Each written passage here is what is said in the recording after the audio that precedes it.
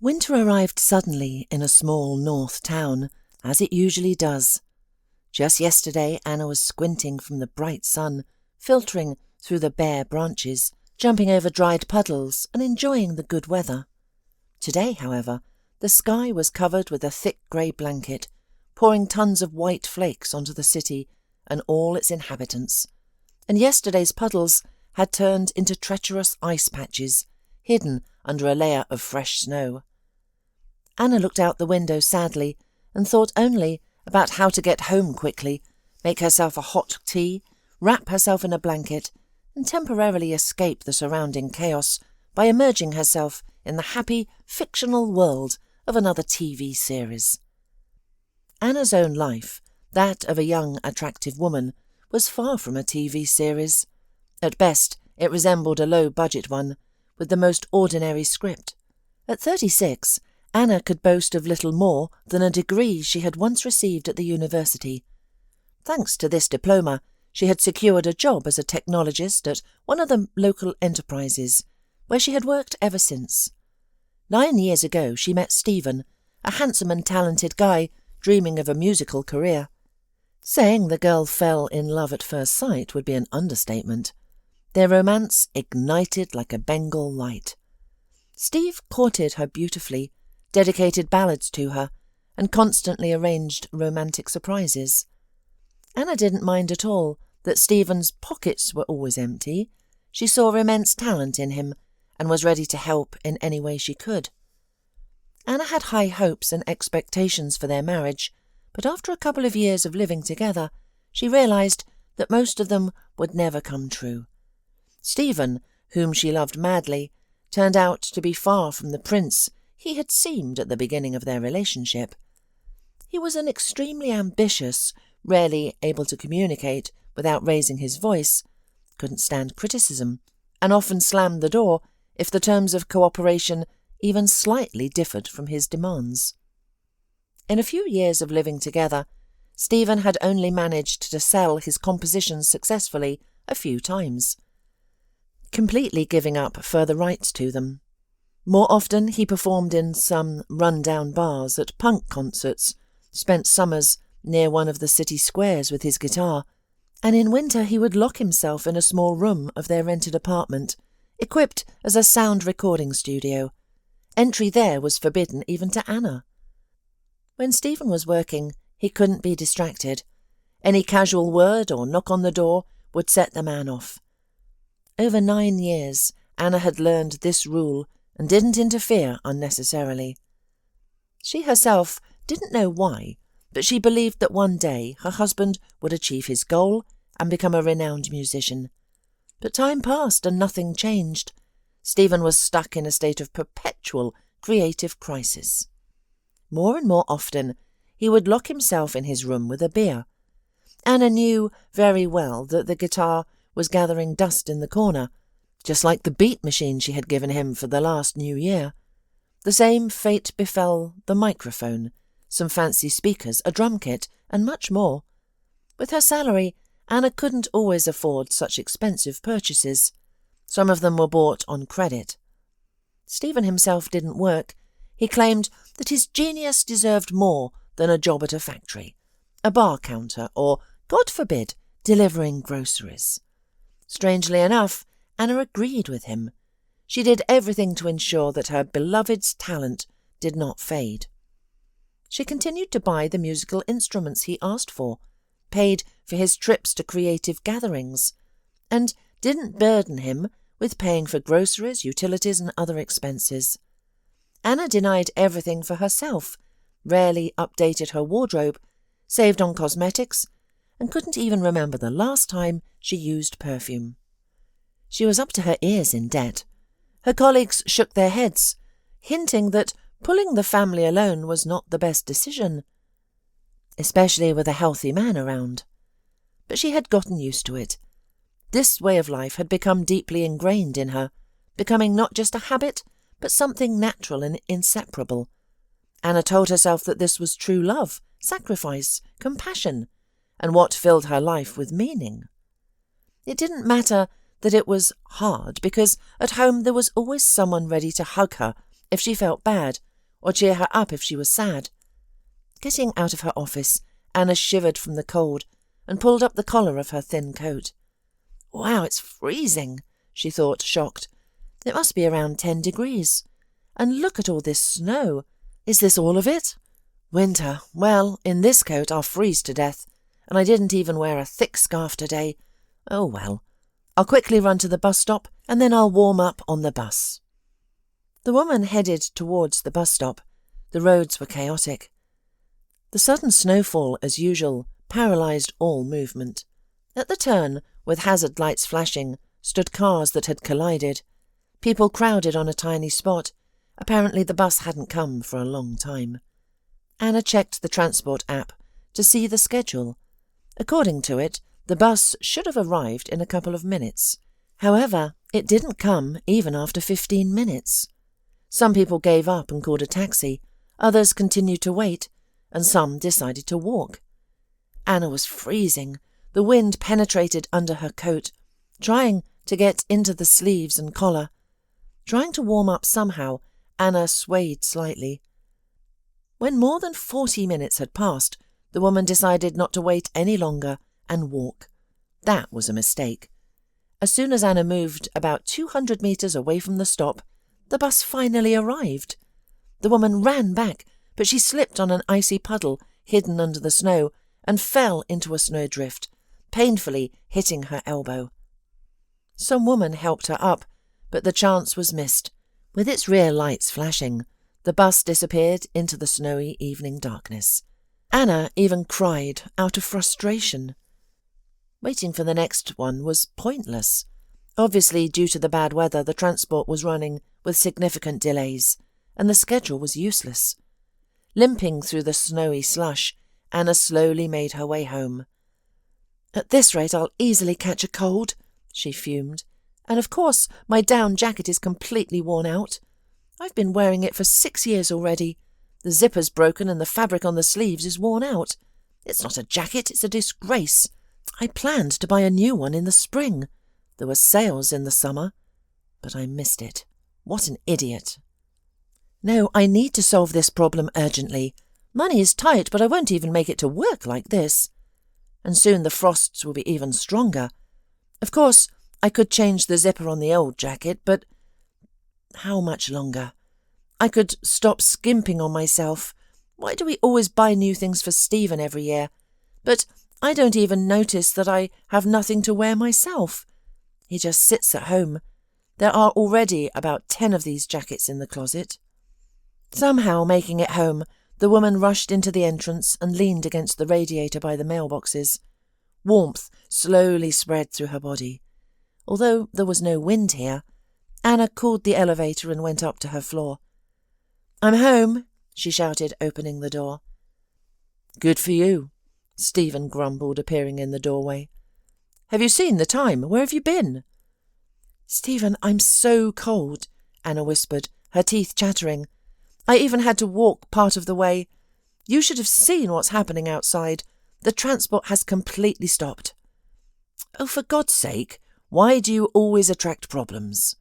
Stephen retorted. "I don't attract anything. Anything can happen in life. If I had waited for the bus, I would have frozen to death first. And who knows how long it would have taken to get home. At least I warmed up a bit this way." "Well, you always have some problems," Stephen grumbled. "Are you serious? I'm freezing. Can you make some tea?" "Make it yourself," Stephen scowled. "I have a recording session, and I've been on pause for too long already." "What recording session?" Anna asked, annoyed. "Stephen, are you playing again? We agreed that you wouldn't get distracted by the console for at least a week." "I need this. I explained to you that this is how I relax. And my brain starts working better. By the way, I almost composed a great song today." "Almost," Anna sneered. "And what prevented you from finishing it?" "I was worried about you. You could have called and said you were running late, and I couldn't find a place for myself, so I went to play the game." "And you didn't think to call yourself if you were so worried?" "I didn't want to distract you, Anna, but you know how anxious I am. I even managed to get upset with you. OK, I'll make the tea so you don't get angry, and you prepare dinner. I'm so hungry." "What do you mean?" Anna asked, frowning. "You've been home all day, and I couldn't even prepare dinner?" "All the products are here. What stopped you?" "You know I can't cook," Stephen said, offended, "and it's not a man's job anyway." "Listen, you're out of line." Anna suddenly got furious. "I can't even come up with excuses for you anymore. Is it so difficult to boil some pasta or make some cutlets? I'm not asking you to cook soup, bake a leg of lamb or any other delicacies. I'm tired. I'm freezing in a thin coat, and you didn't even hug me when I came home. You met me with complaints, didn't even offer tea. Are you okay? Cooking and cleaning are my responsibilities. I bring money into the house. And I have to walk on tiptoes. You play to relieve your stress, and who will restore my nerves? Let me sit down at the console now and see what happens." "Anna, what's gotten into you?" Stephen was taken aback. "I just miscalculated a bit. I'll do everything now. Just boil the pasta yourself, okay? I promise that starting tomorrow, I will prepare dinner for us. I'll learn from videos and internet recipes." "Always your tomorrows." Anna sighed heavily. "You should think about work. You're a grown man and you're sitting on my neck. I'm not made of iron, you know. There are plenty of options. You can even get a job as a labourer at our enterprise. They'll teach you everything." "To the factory?" Stephen scowled. "Anna, I can't go to the factory. It's degrading. A creative person can't go there." "Degrading, you say? In your opinion, it's normal for the wife of such a creative and versatile person as you to work at the factory? And it's okay that I have to work for two, and that you can relax here in warmth and comfort?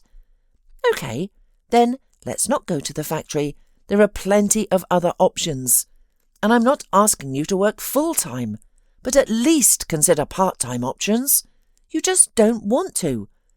Okay, let's go to the kitchen. I need to warm up urgently. I'll fall if I don't." By the evening, the spouses had forgotten about the conflict.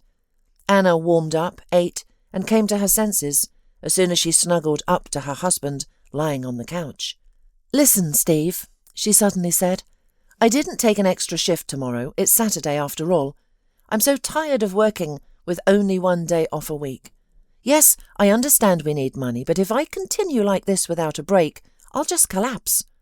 And I need to go to the city tomorrow. There's a good store in the centre. They have down jackets on sale. I froze to the bone today. It's not an option to walk in a coat, especially since they're predicting frost next week. I'll have to tighten our belt a bit. There's no money at all, but without warm clothes, I won't even make it to work. So this is a necessity, not a whim."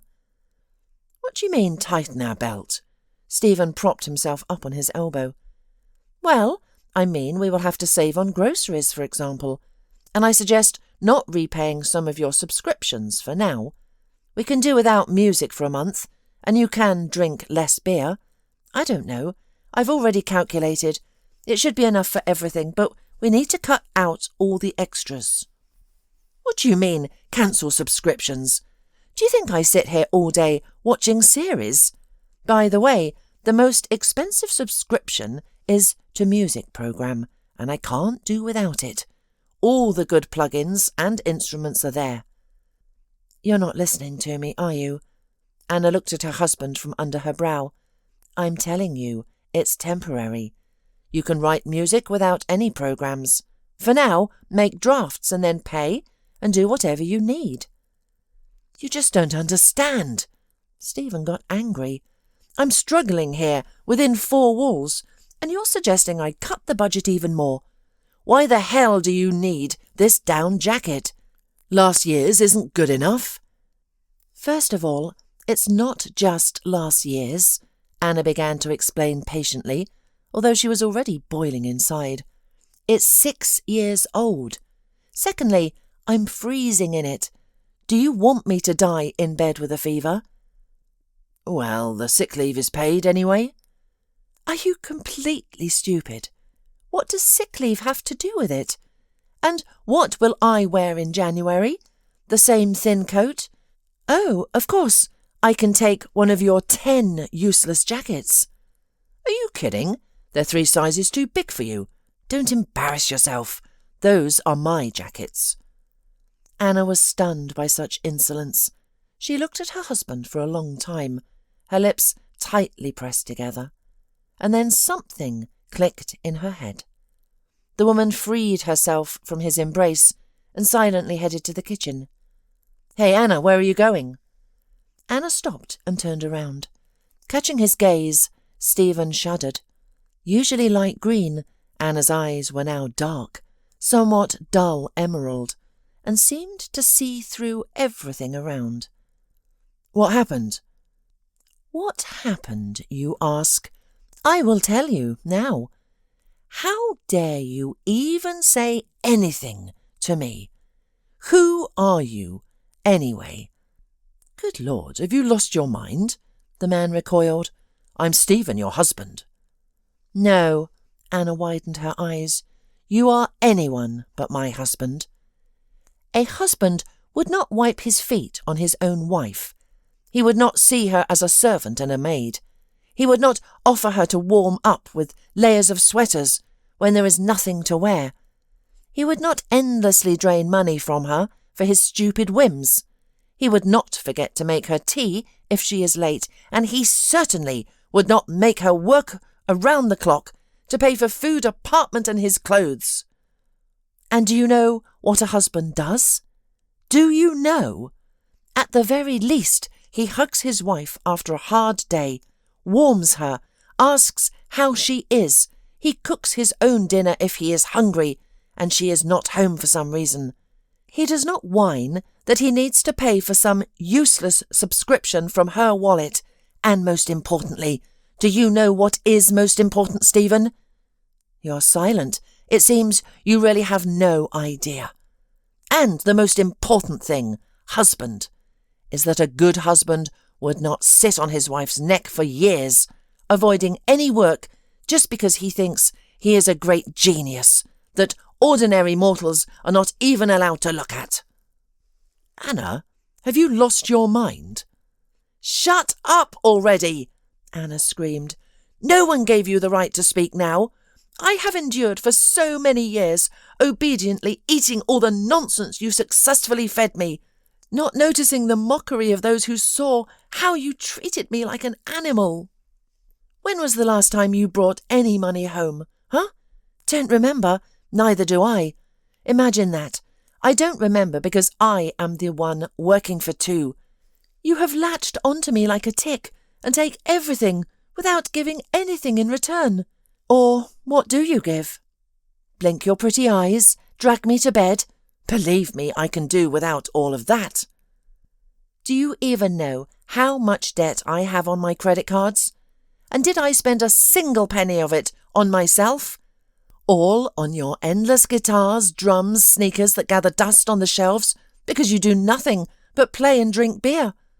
I have no friends, no hobbies, not even a damn lipstick. But I have you and a pile of debt. No, Stephen, I've had enough. Anna, what are you freaking out about? Is all this because of the jacket? Fine, go get it tomorrow. I could even come with you. Even, Anna laughed. Even? Go to hell. That's it, my dear. You've gone too far. Pack your things and get out. I don't want to see or know you any more. I'm not going anywhere, the frightened man muttered in a colourless tone, not expecting such words and behaviour from his wife. Anna had always been calm and patient. That made her even more terrifying now. It was as if she were a completely different person.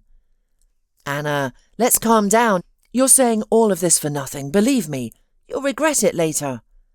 I'll regret it, the woman laughed. Oh, don't make me laugh. You seem to have gotten used to living on Easy Street. But I am not your mummy who will provide a comfortable life for you. I want to live for myself too.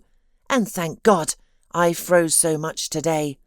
Finally, my mind sobered up in this cold, and now I see everything clearly.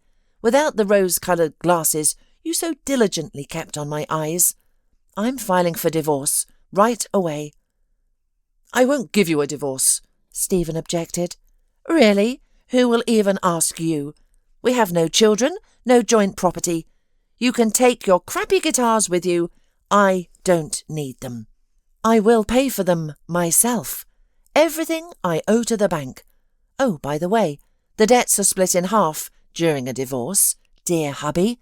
So that's even better. And now pack your things and get out." "No," Stephen smirked. "You know what? I get it. You're just having a fit. Go to bed and we'll talk tomorrow with a fresh mind. I promise I'll find a job, if that's what you want." "Here we go again. Don't want to leave? Fine, I'll leave myself," said Anna, and turned to the door. "I won't let you go." The husband shook his head. "Where will you go? It's night outside." "I'm not asking you. If you try to stop me, I'll call the police. And now, don't bother me." The woman grabbed a large sports bag in the hallway and started throwing everything she could find into it. Several times Stephen tried to stop her, but Anna pushed him away, surprised at her own strength. When her things were packed, she changed and went out into the hallway. With sadness, Anna looked at her thin autumn coat, then turned her gaze to Stephen, who was silently sitting on the couch and didn't dare look at her. The woman smirked, wrapped a warm scarf around herself, pulled on a thick knitted hat, and slammed the door. Already downstairs, she sent her husband one last message. "Rent is due in a week. Don't even think I'll come back. Figure it out yourself." Closing her eyes, she stepped out onto the street, into nowhere. Heavily trudging through the snow-covered sidewalk, Anna cried, but the tears dried instantly from the cold, biting wind. She didn't know where to go, where to sleep, or what to do next. The woman had no friends. She couldn't go back to her hometown, to her parents. She would have to hurriedly quit her job, let people down. And what would she do there? The only person she could turn to now was her boss, Sarah. Anna had known this woman for many years. Although their relationship was strictly professional, her boss always supported her, taught her a lot, and never turned her back when Anna asked for help. True, this help usually concerned work situations or, at most, money. What will I tell her? Anna thought. It's almost midnight. It's inconvenient to call her now, let alone ask to stay the night. But I can't sleep on the street. A hotel is too expensive. Yes, I have money set aside for rent, but it will only last for a week in a hotel. And I need to buy that damn jacket urgently. Anna turned into a 24-hour fast food joint, got herself a cup of tea, and sat in a corner. When her hands warmed up a bit from the cold and her nerves calmed down from the hot drink, she dialed her boss's number. Sarah was very surprised to hear her subordinate's voice on the other end of the line. "What happened? You're calling so late. I decided to come in tomorrow." "I'm sorry, Sarah," Anna began, but she couldn't finish and burst into tears over the phone. "Good Lord, Anna, what's wrong?" the woman said in alarm. "Are you okay?" "I'm sorry," Anna sobbed. "I had a terrible quarrel with my husband. I'm sitting in a cafe now. I don't know where to go. I left him. You see, I can't take it anymore. I've endured for so many years, but today something finally broke." "Now, calm down," Sarah said sternly. "You did the right thing. It was long overdue. It's a shame you acted so rashly, without preparing a way out, so to speak. But sometimes you have to gather your willpower and decide. Where are you now?" "Let me call you a taxi. You'll come to my place, tell me everything, and then we'll decide what to do next." Half an hour later, Anna stood in the hallway of her boss's apartment, looking down. "Good Lord, your coat is so thin," Sarah exclaimed. "And you're sniffling. It looks like you're getting sick. All right, quickly to the kitchen. My husband is sleeping. We won't wake him up. We'll talk quietly." Anna obediently took off her coat and tiptoed into the kitchen. "So tell me," Sarah asked, rustling a pack of tea, "how did you end up like this?" The playful tone of Sarah and the thick aroma of some berries and herbs emanating from the teapot calmed Anna a bit. "It's all because of the jacket," the young woman sighed. "I was so cold today and just told him that we would have to save on food and expenses for a couple of weeks. And he looked at me so indifferently. I've never seen that before. Or maybe I just didn't notice it earlier." "Oh dear, when was the last time you were in a beauty salon? Or on vacation? Do you even know how many days you have accumulated? It's none of my business to interfere in someone else's life, but what's happening to you is wrong." "I already understand that, and it's a shame that only today—" Anna sighed. "But now it's over. I know for sure that I won't go back." At that moment the phone rang, displaying Stephen's number. Anna automatically reached for it, but then pulled her hand back. "See?" Sarah pointed her chin at the smartphone. "He doesn't seem to think so. Don't you dare answer." "I wasn't planning to," Anna muttered. "Let him suffer. He knows very well that I have nowhere to go, and probably thinks that I will clear my head and come back soon. He is right about one thing. I really have nowhere to go." "All right." Sarah shook her head, pouring more herbal tea into Anna's cup. "Drink, drink. My son brought these herbs from the mountains. They're fresh. He travels a lot around the country. He's a geologist, by the way. Anyway, that's not relevant. Anna, you did the right thing. Don't regret anything. Tell me, do you have any money?" "A little. I have enough for the rent and some left from my salary." "All right then. Tomorrow you will buy the jacket you wanted. Don't touch the rest for now. You might need it later. You can stay with me for now." "Oh, I couldn't." Anna waved her hands. "I'll rent a room tomorrow." "Don't even think about it. I have a spare room. My son's room is empty anyway. You can stay in it for now. He won't be back from his expedition for a while. And you also need to recover. Starting Monday, you'll go on vacation." "What vacation? Sarah, are you serious?" Anna was horrified. "The most ordinary one. Although, yes, you've probably forgotten what that is. It's on your schedule anyway, so don't worry about the paperwork. There are others who can work. You'll have a proper rest, recover, and then you'll return to your duties with a fresh mind. You won't be of any use anyway while you're so upset about leaving your husband. Don't forget that he won't let you go easily either. He's a parasite. Without his provider, he'll do anything to get his comfortable life back, and women don't always act rationally when it comes to men. You might give in, and everything will start all over again." "I won't give in," Anna protested. "But you're right, Stephen has the brains to chase after me, especially since he has no money to pay for the apartment, and the food in the fridge will run out soon." "That's not your problem any more," Sarah smiled softly. "The more time you spend without him, the easier it will be. And it's best to change your phone number so he won't bother you. It's better if you just disappear. If he comes to your work, I'll warn the security at the entrance that you won't work there anymore. So, starting today, you live here. And don't worry, you're not burdening anyone. My husband Neil is disabled. He's always home, but he hardly ever leaves his workshop. And he's a good person. He won't be against you. On the contrary, he'll enjoy the company. You'll like it here. You can even rent this room later if you feel uncomfortable living for free, although I certainly don't need that. What about your son? Roy? Don't worry about him at all. He has his own apartment, but it's empty.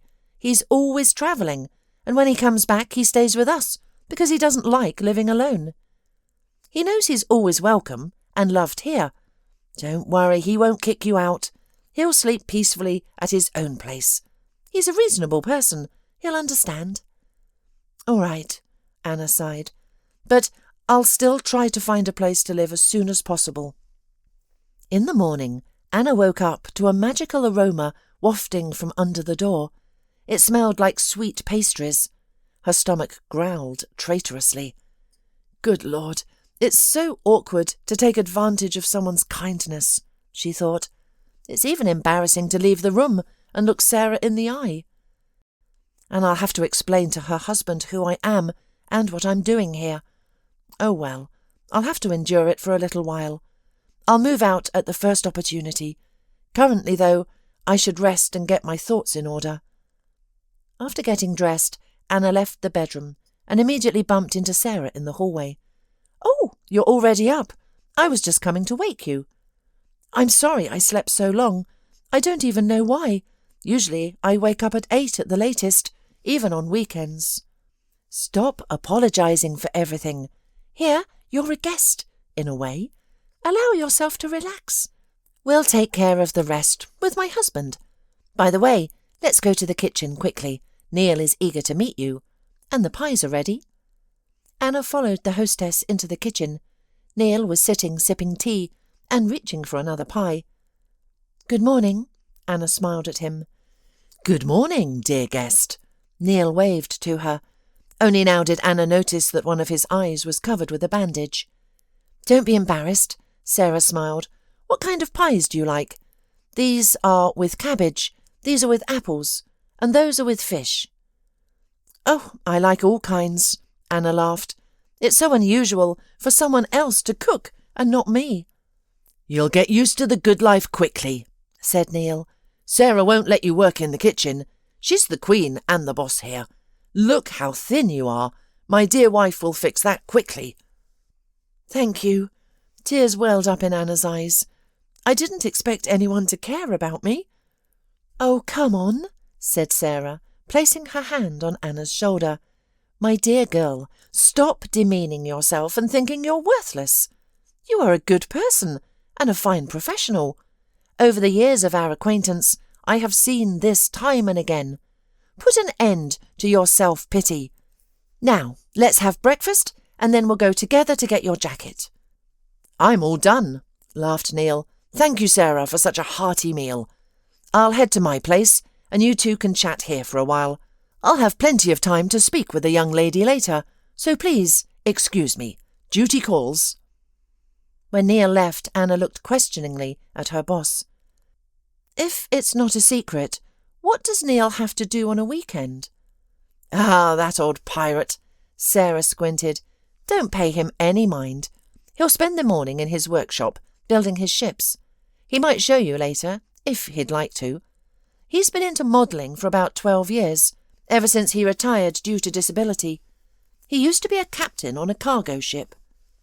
His whole life was spent at sea, but after an accident when he lost an eye, he had to retire. It doesn't bother him, but the sea never lets him go. Neil makes model sailboats to order. It keeps him busy and brings in some extra money for the family. Our son Roy took after him, with the same passion for adventure since childhood. He studied to be a geologist and now sails the northern seas, working for some oil and gas company. Some day I'll introduce you two. Roy's a good guy. He was married once, but that woman can't stand her husband always being away. I was like that once. I wouldn't see Neil for half a year at a time, but I got used to it, and Roy will find the right woman for himself some day. Everyone has a soulmate out there." "I'm not so sure about that soulmate thing," sighed Anna. "I spent 9 years with my husband, truly believing he was the one. I thought he was a real genius, even if unrecognised. I was ready to do anything just so he could create. But it turned out he was just a lazy man taking advantage of me." "It's not your fault. Your Stephen is just a skilled manipulator. Yes, you allowed him to use you, didn't set boundaries in time, and all that. You should have kicked him out as soon as you realised you were being taken for granted. I know how hard-working and determined you are. You need a man who matches you, so find a way to forget your husband quickly. First, don't delay the divorce." "But I still love him," Anna said despairingly. "Maybe he'll learn from this and find a job." "Don't even think he'll find a job and change now. People don't change, that's a fact, especially at his age. You might influence a child or a teenager, but not a 35-year-old man. Yes, he might change some habits for a while, But as soon as you fall back into his trap, he'll slowly return to his old ways. Believe me, I've seen a lot in my life. You, my dear, deserve better. Love is a mutual feeling. Your Stephen doesn't love you. Otherwise, he would take care of you. What you mistake for love is actually dependence. But how do I get him out of my head? Yesterday I was so angry at Stephen, but now I think I overreacted. You didn't overreact. You did what was necessary. You broke ties with a parasite. Yes, it will be hard at first. The void in your soul will only grow. But you're not weak, Sarah said, stroking Anna's head. You're just afraid of loneliness. But in reality, you were more alone with that man than you are now. The illusions of love and care, the strong shoulder he created to get what he wanted, will gradually fade. Now you need to find something to fill that void in your soul. Are you suggesting I find someone new? No, Sarah laughed, shaking her head. It's too soon for that. And it's not a given that you need someone at all. Maybe you're meant to be alone but self-sufficient. Some women live for motherhood. But who would I have a child with? And it's too late for me now. I've already raised one for 9 years. And having a child without a loved one is not much joy. Wait, don't rush. Age is not a barrier here. First, find yourself, and then think about a child, so you have something to offer besides material goods. As soon as you find yourself, everything will fall into place. A husband, recognition, and the right environment. And then a child won't be far off. So for now, think about your calling. Being an engineer, even a good one, isn't always a calling. It's your skill, a well-honed, almost flawless skill. I wouldn't trade you for 3 others. But it's not what your soul yearns for. You need a hobby, something that will make you soar, not just making in money. And what does my soul yearn for? How should I know? Sarah laughed. Only you know that. Now you have the time to figure it out.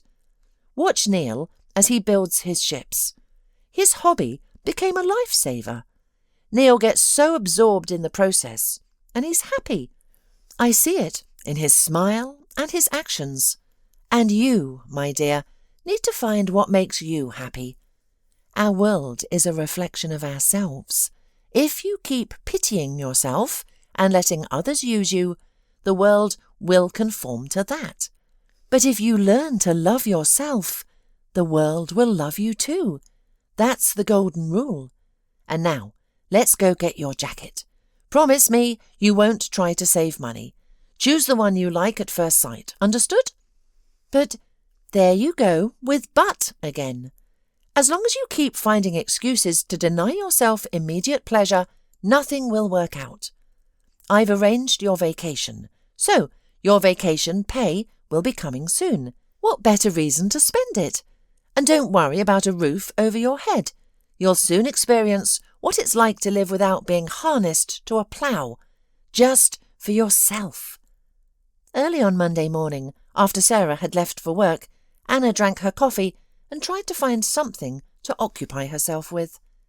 She sat in the kitchen, browsing through craft websites, when Neil entered. "Well, how are you doing, young lady?" he asked cheerfully. "I'm trying to figure out what I'm passionate about, following Sarah's advice," Anna replied sadly. "I've never even had a hobby. There are so many ideas online. Publishing, soap making, painting. But I'm not creative at all. I can't do anything. You look at other people's work and realise how talented they are, and I'm just worthless." "Oh, nonsense," the man said, sitting down across from her. "You know, I used to think my hands were only good for the helm. I sailed and sailed. Then, bam, I lost an eye and became disabled.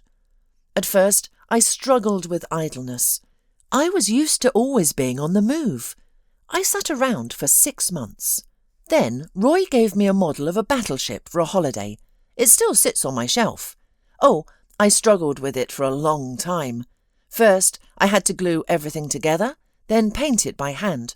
Want to see it?" "Can I?" Anna's eyes lit up.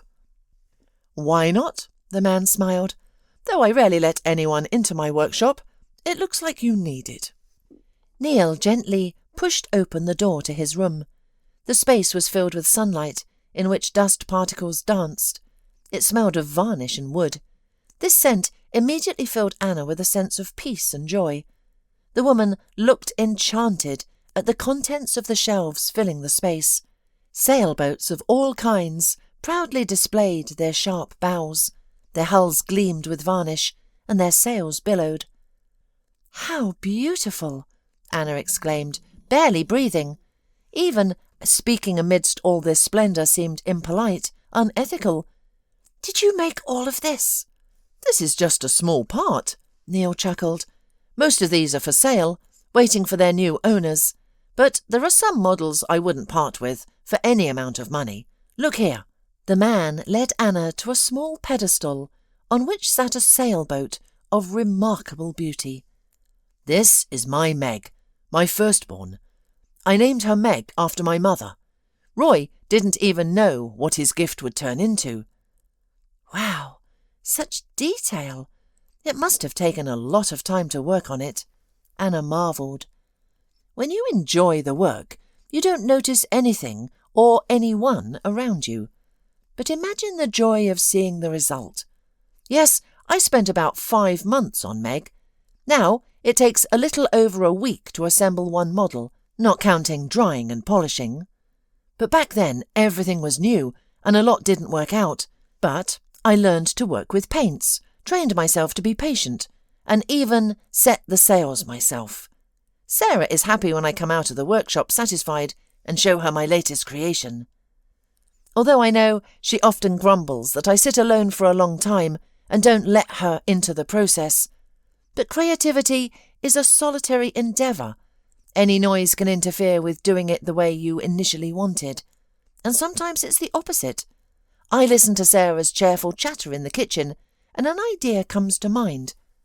The model of a sailboat should be accurate, but over the years I've developed my own style and sometimes allow myself some liberties. People line up for these liberties. "And how much are people willing to pay for such beauty?" Anna asked. "Quite a bit," the man laughed. "But for me, money is not the main thing. You see, when you see the eyes of a satisfied customer, you forget your back hurts from sitting for a long time and your fingers are sore from paints and varnish." "May I try it?" Anna suddenly asked. "Go ahead. I won't trust you with the fine work just yet. But if it turns out well, who knows? Here, sit down. You can varnish the deck on this beauty." Neil sat Anna down at the table and placed a small jar of dark, thick varnish in front of her. "Hold the brush like this, gently, as if it's the most precious thing in your life. Carefully dip it and make long, confident strokes along the entire surface. And don't shake too much. In the worst case, we can wash it off and start over." Anna gently took the brush and started working. At first it didn't go well. The varnish dried quickly, leaving gaps. But under Neil's careful guidance, the work went faster. Anna felt an unfamiliar confidence. But it wasn't just that. The process was like a kind of meditation. With each stroke of the brush, the woman became immersed in the task, forgetting everything else.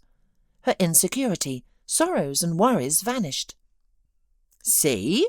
And you said you're not a creative person. Anna, you're doing very well. I would even say you have a real talent for this. A little practice and you'll surpass me." "Oh, come on," she smiled. "It's just varnish. I could never put together an entire ship." "Why not? Let's try it. I have a simple model right here." The man climbed a small stepladder and took a box from the shelf. "Look, this is an Italian tartana. There's not much work here, but you'll have to deal with some details. Let's glue a few parts now and put them under pressure, and we'll join what we can dry." The process went quickly. When Neil announced that they were done for the day, Anna was almost disappointed. "Don't worry, we can continue tomorrow. You're doing well. So right after breakfast, I'll expect you here. Agreed? Of course. I didn't think it would be so engaging, Anna rejoiced. This is just the beginning. Neil winked mysteriously with his one eye. Give it time, young lady. I'll make a real captain out of you. Anna came to life. For a whole week, she barely left Neil's workshop. The Tatana gradually took the shape of a ship. With each glued plank and each attached mast, the woman's mood improved. She became so engrossed in the process that in the evenings she voraciously consumed any information about ancient sailing ships, their varieties, and history. Neil happily taught her the basics of the craft, while Sarah could only marvel. I struggled with one, and now there's another, the woman laughed. Do you like it, Anna? I love it, her protege said with a wide smile. It seems this is precisely what you were talking about. Neil says I have talent. I can't even imagine how I'll go back to work now. And what will I do when I move out of your place? No one is chasing you away, dear. Stay as long as you need. And I'm glad you found a hobby. You look like a person now, not a gloomy shadow. Your cheeks are rosy and there's a sparkle in your eyes that anyone would envy. As for work, no more extra shifts. Now, you need to spend all your spare time on yourself, not on making money. You're on your own now. No one is taking money from you. You'll gradually sort out your debts. And if your work takes off, I think you'll have additional income. Right, dear? Indeed, the man grunted. You can't find such a student anywhere. There are many orders and I can't always handle them alone. Together, we can please more clients. So, Anna, it's all in your hands. The next day, Anna entered the workshop as usual and began her work. She enjoyed not only sitting over the Tatana model, but also listening for hours to Neil's stories about distant seas, interesting and unusual incidents from his past work. They talked at length about life and people. Well, I think it's time to promote you to a sailor, the man announced, examining another part Anna had assembled. At that moment, the doorbell rang. Who could that be? Anna froze. The thought flashed through her mind that it was Stephen, who had found her and was now trying to win her back. Shuffling in his slippers, Neil went to open the door. He was gone for a couple of minutes, and then the woman heard approaching voices. She froze again. No, Anna thought. If it was Stephen, Neil wouldn't even let him in the door. And yet... Anna? The host's head appeared in the doorway. Come out for a minute. Taking a deep breath, the girl obeyed and headed into the hallway. Neil stood there, mysteriously squinting, accompanied by an unfamiliar man. At the sight of the latter, Anna's breath caught. He was a tall, dark-haired, handsome man about her age. His face was adorned with a rough stubble and a dark tan, against which the stranger's eyes seemed surprisingly blue and deep. Meet Roy, my son, and this is the lovely young lady, our protégée, Anna. Very pleased to meet you, Anna. Roy greeted her with a deep baritone. I didn't expect that in my absence my parents wouldn't be bored at all. I see, Dad, you even let her into the workshop. Not just let her in, Neil interrupted. Anna is officially my student and is a very promising model maker. Really? The young man squinted. Glad to hear it. I hope you're not too hard on her, Dad. I know your methods. Methods? Anna has talent. I don't need any methods. Got it? Roy conceded, raising his hands. I'm only here for a week. There was a break in the expedition. Sometimes you just want to return to civilization. Mum will be pleased. You should have told us in advance.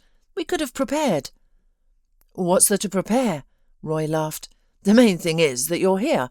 Seeing Anna for a moment, I thought Mum was again trying to find me a wife. Oh, Sonny, don't you go getting any ideas about Anna. She's having a hard time with her divorce.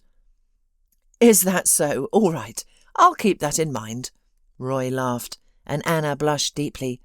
I'll go take a shower then, and we'll chat later. Excuse me, Anna, can I come in? Roy knocked on the door of his bedroom. "Oh," Anna blushed. "Yes, of course. It's just a bit awkward. This is your room, and you have to ask for permission." "It's nothing." The man entered, smiling. "It's my fault. I came unexpected. I have my own apartment nearby, but I don't like it. It's empty and cold." "Yes, Sarah mentioned that. She also mentioned that you're a geologist."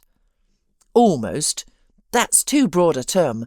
I work in the oil and gas industry, exploring new lands for the presence of useful minerals and the possibility of developing deposits." "Wow, that must be very interesting. I've never been to the north or anywhere like that. Although as a child I was always drawn to nature." "So what's the problem? Next time I come, let's go on a hike. I love that stuff. You'll get into it quickly. You'll know right away if it's for you or not. I'm not suggesting starting with something grand. For example, White Rocks. The trail is even easy in winter. We can just drive there tomorrow. It's only 50 kilometers away. The main thing is to dress warmly."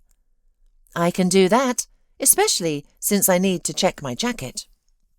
"Great, then wake up early tomorrow. The ships can wait. We'll be back by evening." When Roy left, Anna lay for a long time, staring at the ceiling. Inside her, a flock of butterflies seemed to flutter. The company of this young geologist was pleasant to her. The guy seemed to radiate from within, but Anna felt something else as well. She liked Roy from the first moment she saw him. There was something in him that she hadn't seen in any other man she had ever met. The feeling rose from somewhere deep in her stomach and spread through her body as a pleasant warmth. She wanted to sing, dream, and not think about anything. It's a shame that men like him prefer not to tie themselves down with marriage, Anna thought. No wonder, Sarah thought. His work comes first. Besides, he's been married before. He probably avoids women. Oh, what am I thinking? I've only known the guy for one day, and I'm already spinning love tales. He doesn't even like me. So what if he invited me on a hike?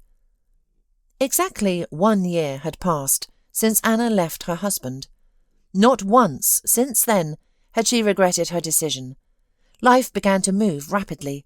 Suddenly the woman realized that her salary was enough to cover her basic needs and even leave something to pay off her credit card debts.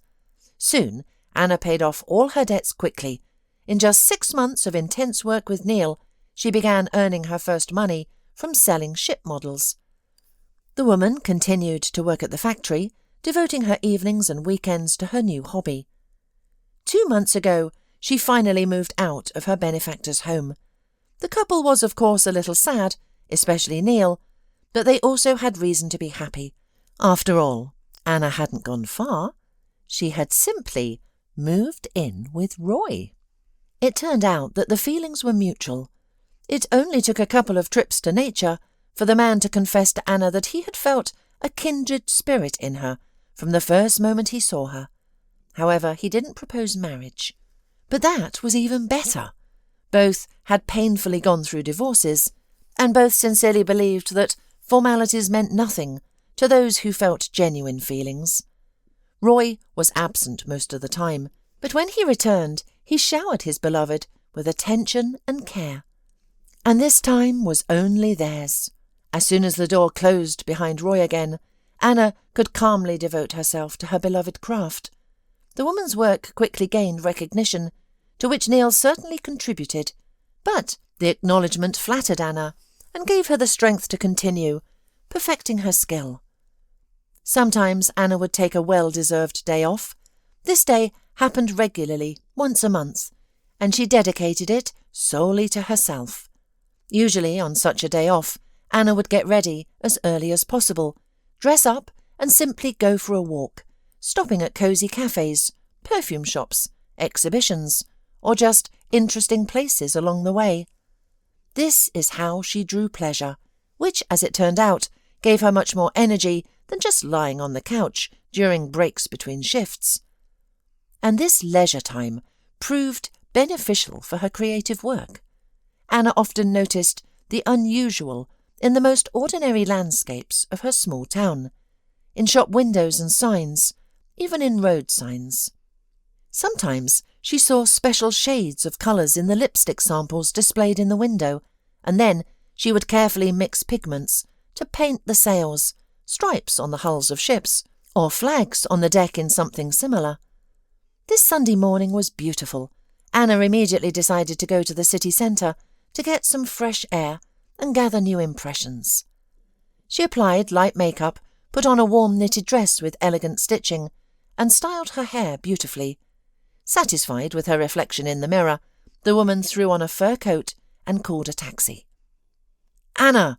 someone called out to her as she exited the cafe. "Anna, is that you?" The voice seemed familiar to Anna, and she turned around. Standing before her was Stephen. It was definitely him, although he looked much thinner, unshaven, and somehow not the same as the woman had known him before. All his arrogance, haughtiness, and bravado were gone. Anna even felt sorry for him. "Stephen!" the woman exclaimed in surprise. "Well, this is a meeting. It's been a long time since we saw each other." "Indeed, it's been a while," the man smirked. "And you, I see, are only getting better. The coat of yours is gorgeous, obviously expensive, and the handbag, and you've finally learned how to use lipstick." Was that sarcasm just now? Anna looked intently into her ex-husband's eyes. "Not at all, I was just paying you a compliment. It's clear you've found yourself a decent man and are living it up. I doubt you could afford such an outfit on your factory salary. And the cafe, it's not the cheapest. Since when do you even drink coffee? And you, it seems, still haven't found a new victim to support you. You look terrible, to be honest." Anna laughed. "Are you still unemployed?" "I work as a loader part-time and as a night watchman. I have to live on something.